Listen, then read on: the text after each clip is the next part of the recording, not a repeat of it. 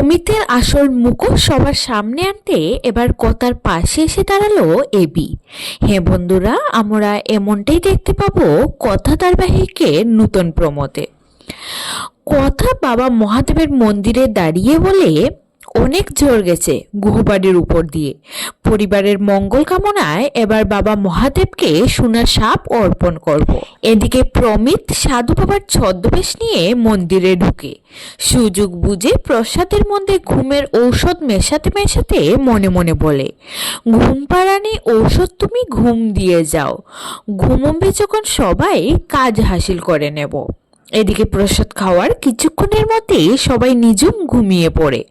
যা দেখে কথা বলে, সর্বনাশ, হে ঈশ্বর, সবাই এমন বেহুশ হয়ে পড়ে আছে কেন?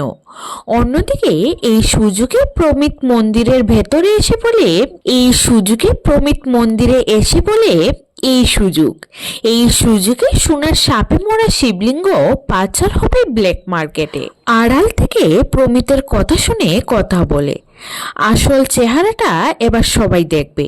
তখনই এবি এসে প্রমিতের গালে এক ঘুষি দিয়ে বলে, বেঈমান, সবার সামনে তোর মুখোশ খুলবো এবার। তো বন্ধুরা, কথা এবং এবি পারবে কি প্রমিতের আসল মুখোশ সবার সামনে নিয়ে আসতে?